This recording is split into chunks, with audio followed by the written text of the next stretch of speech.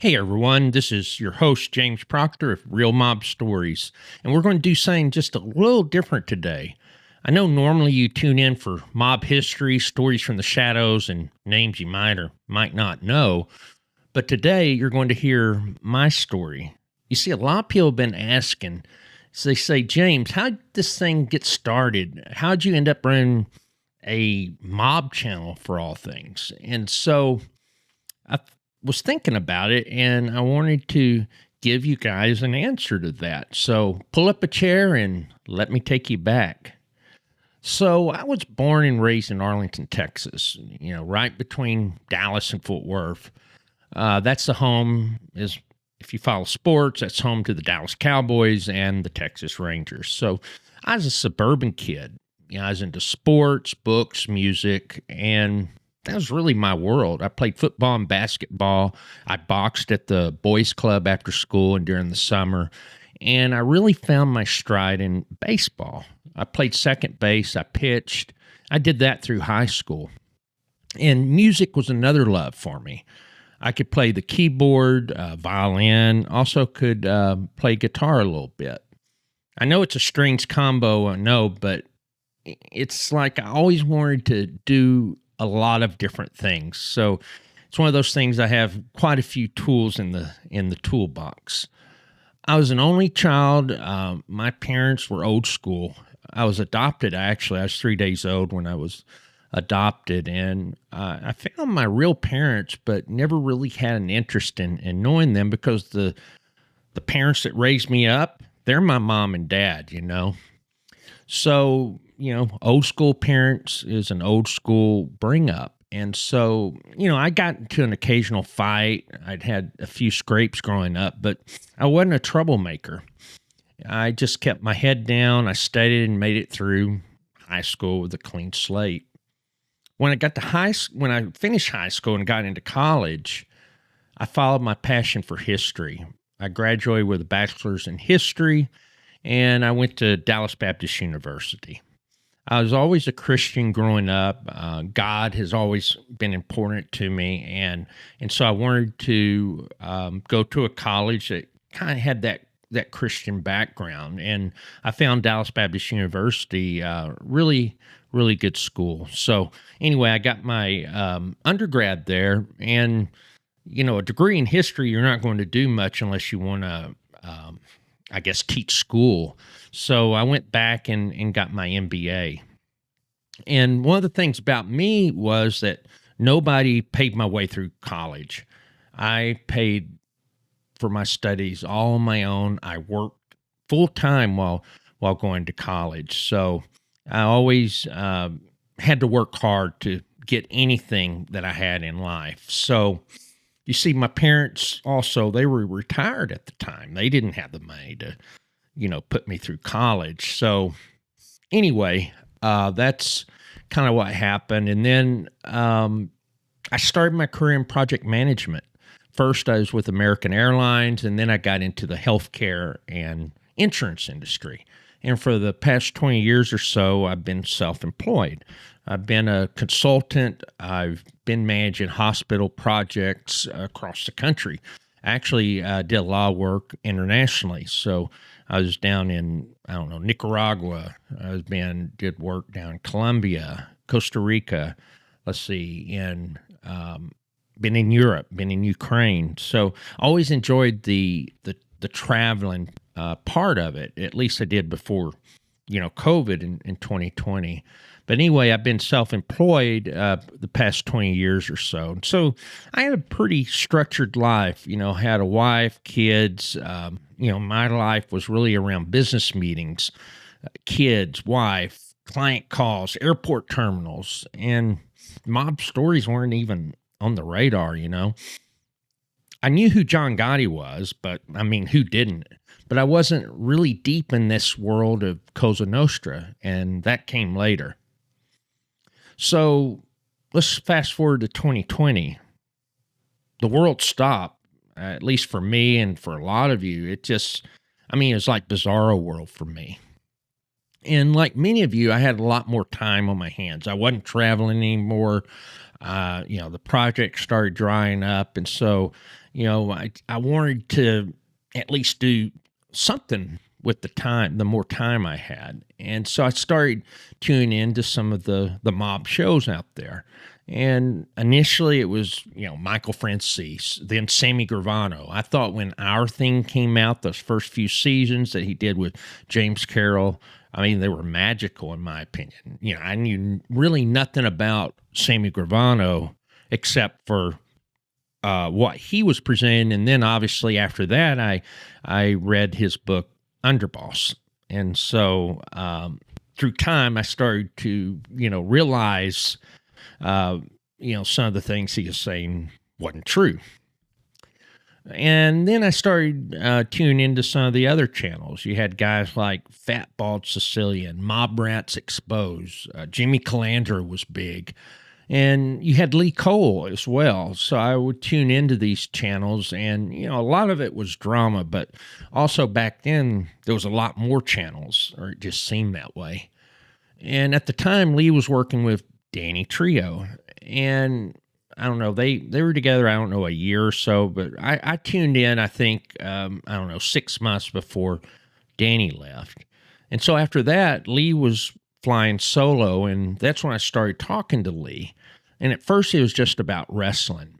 You see, I used to work the door. One of my jobs was I worked the door at the legendary Sportatorium in Dallas.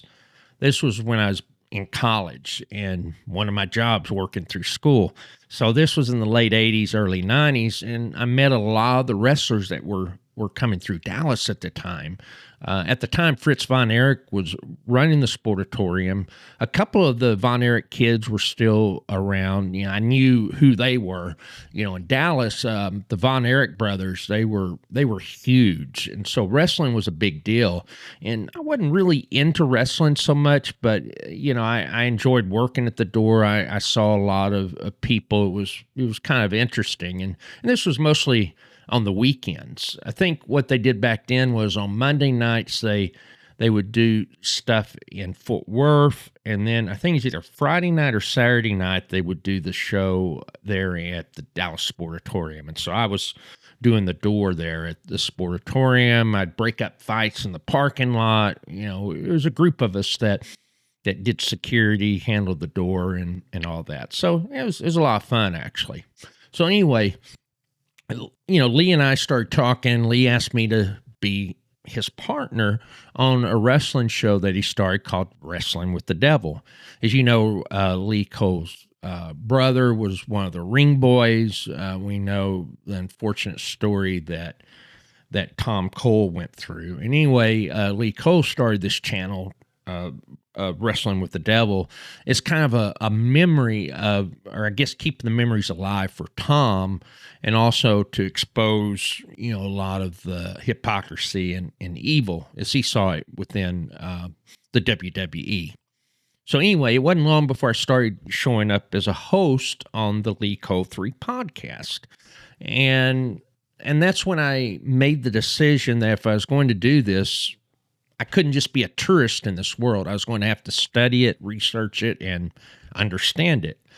And so I just dove in head first into the mob. I was reading everything I could get my hands on. I was watching interviews, looking at FBI files, going through court transcripts. If there was a book or a documentary, I'd be watching it. I was having phone calls with people, also listening to stories of people. And so if I was going to talk about the mob, I just knew that I need to do it with respect and with the facts. And it was a little bit of a challenge starting off. I'd never been on camera before. And believe me, it was a learning curve. You see, I'm not from New York. I'm not Italian. Wasn't in the mob, not a tough guy. I've got this Texas accent, so I stood out in this spot, And so some people didn't even know what to make of me at first. People were calling me, what was a hillbilly and all that stuff. And funny thing is that my education level's probably more than a lot of people. I have a master's degree. I've done a lot of education, formal education, and didn't, we had a farm, didn't grow up on a farm. So It was people that really didn't know me, and honestly, it didn't really matter to me because I was able to build up a group of people that did like the show and what we were talking about. You see, for me, I always believed in being honest. Wasn't going to play a character. I used my real name. Didn't want to pretend like I was a tough guy. Wasn't name dropping. I'd just show up, be myself, and let the work speak for itself. I mean, I know I'm not perfect. It was like I said, a learning curve, and I do believe I improved over time. It was always difficult for me, to this day, I still have problems at times with Italian names, but I make it a point to try and learn the names, pronunciate them correctly. I look at dictionaries. I try to make sure, and sometimes the dictionaries are wrong, to be honest, when it comes to Italian names, but I'm going to make the effort and put 100% into it. And so when I joined Lee in April, I believe it was April 2023, the channel had, 7,000 subscribers, but that changed quickly. You see, it was around Labor Day of 2023, and Lee Cole flew down, or actually drove to Arizona, and he said he was going to confront Sammy Gravano. He was going to maybe interview him or whatever. Sammy had been telling people that didn't like him, if you have something to say, just come to Arizona and tell them to me in my face. And so Lee actually took him up on that. I didn't think that Lee was actually going to talk to Sammy Gravano, but who knows what was going to happen. I didn't think that was going to happen, but he was taking great footage. There was a big itinerary plan for what he was going to do in Arizona. I believe he was going to go up to Las Vegas. He was going to visit the Mob Museum, do a lot of that type of stuff. And anyway, he drove by the office where Sammy Gravano does his show, and also he lived there, and actually saw Sammy Gravano outside with his son smoking a cigarette, and they had the infamous altercation where Gerard Gravano walked up to the car where Lee was staying in the car, and he popped Lee in the temple, and things just exploded after that. I'm glad that we actually had the footage of it, the cell phone footage of it, because no one would have believed it. They would have said, no, Lee didn't meet Sammy Gravano. That didn't happen. But we had it on video, and it really helped the channel to grow. A lot of the people were very upset about what Lee did, and I didn't think he was going to do it. My personality, I wouldn't have done that. It wasn't like I'm scared of Sammy. It's just, I'm not really that type of confrontational person. But anyway, it helped really grow the channel. And like I said, we were around 7,000. We got to 10,000 by September. And then by the 1st of January, 4 months later, we were sitting at 20,000 subscribers. I think also what helped to grow the channel was that I was doing the shorts, and I wanted to put my own identity onto the show. And my premise for this was I wanted to do mob stories, do mob history in 60 seconds or less. One of my favorite shows, I think one of the best people that does mob content on here is OC Shorts. And so basically I was taking that formula, but doing it 60 seconds or less. Because the thing is that with a lot of people, at least today, the attention span's a lot less. So you're not going to get someone that's going to tune in for a 30-minute show about mob history, but you might be able to get them to tune in for 60 seconds. So I thought I'd take that risk and see what happened. And by golly, it really took off. And, we've got some of the shorts that have nearly 400,000 views on it. Got dozens that's over 100,000. So a lot of people like the shorts.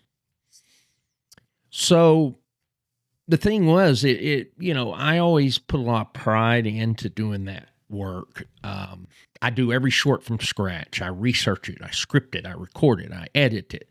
And it takes me about an hour for each one that I do. And sometimes I do 2 or 3 shorts a day. But to me, it's worth it. And I love the research.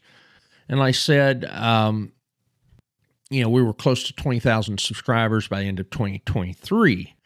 One thing I did want to point out is I've got a guy close to me from Brooklyn, and his name's Tony B. And he's a guy that he wasn't in that life, but he grew up around that life. And he has a lot of the street knowledge alongside the historical research. And that was critical because even though I'm good at research, it really helps when you get someone that has real stories out there, someone that knows somebody that knows a story. That's always something that's interesting. A lot of people were thinking, oh, you're getting your stories from Mikey Scars or something. But I'll tell you, Mikey Scars hadn't given me one story. So it's either I got the stories on my own or it was in collaboration with my friend, Tony B. And so by early 2024, Lee and I were running full throttle with the 2 shows, Wrestling with the Devil and the Lee Cole 3 podcast. But Lee wanted to focus more on the wrestling. And you see, the Mob channel was taking up more time than he was wanting to commit to.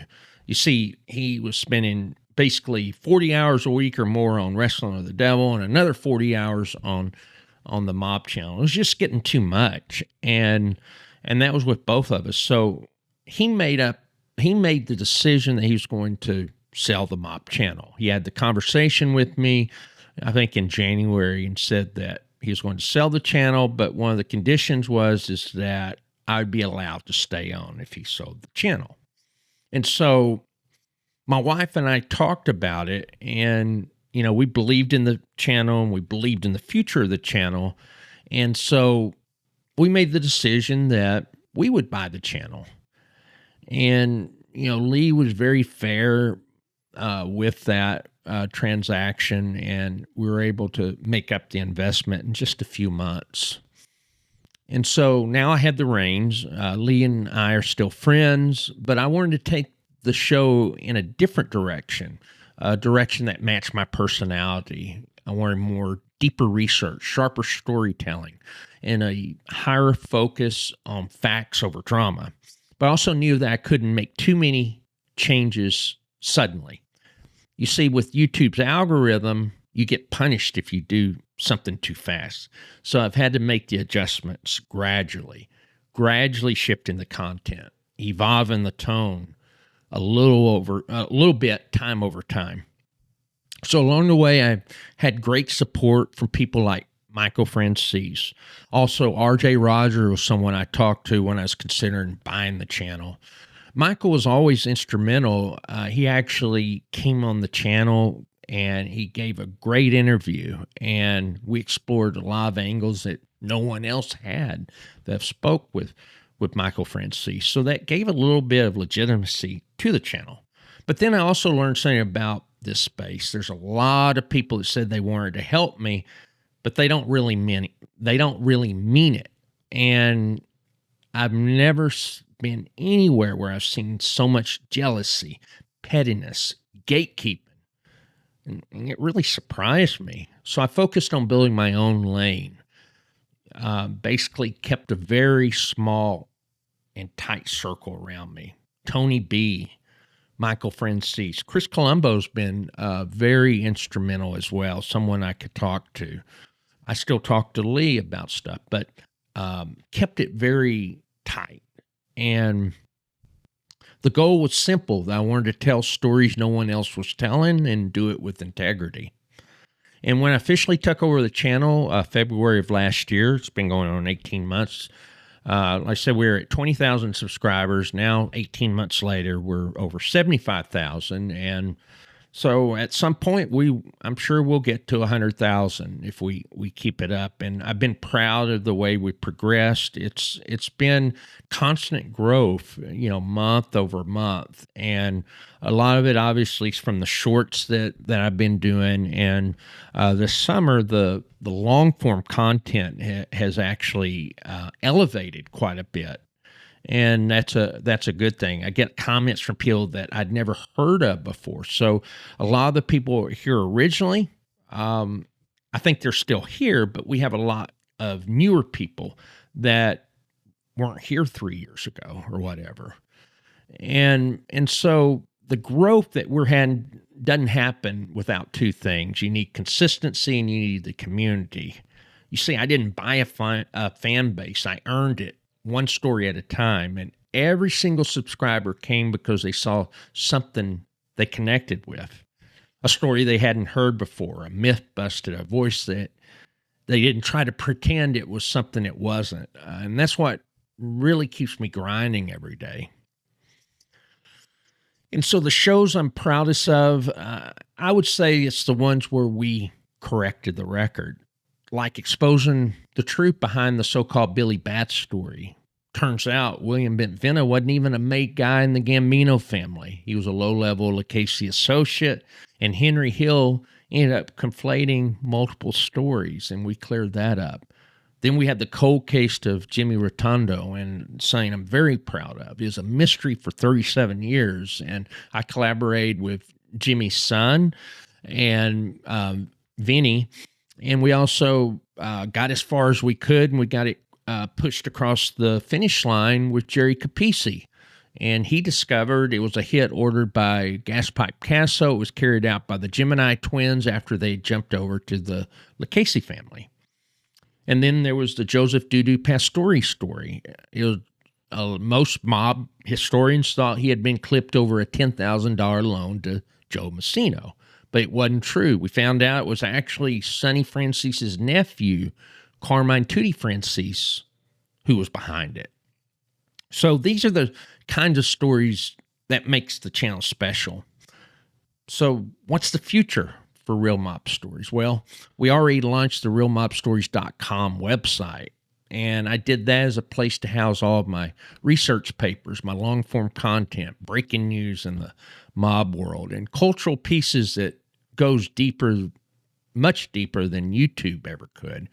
And originally I'd planned on launching a members-only channel, but I didn't feel right charging people for that kind of content. You see, the site is 100% free, updated several times a week, and built for anyone who truly wants to understand the American Mafia. So it's real history, cultural dynamics, and stories behind the headlines. And we're just getting started. We're going to have more deep dives, more guests, more original research. And I want to explore stories that haven't been told, not just the big names and flashy hits, but the guys in the shadows. There's thousands of stories that are out there that haven't been told. And so I want to show people that not every mobster was a killer. Many ran legitimate businesses and lived lives far more complex than pop culture gives them credit for. So that's my story. I didn't grow up in Brooklyn. I don't have an Italian last name, and I definitely didn't run with wise guys. But I do have a passion for history, for storytelling, and honoring the truth, even when it's uncomfortable. And I have all of you to thank for this journey. Real Mob Stories exist because of your support, your engagement, and your curiosity. So if you haven't yet, hit that like button, subscribe, and check out realmobstories.com for even more content. Until next time, stay safe, take care, and God bless you always.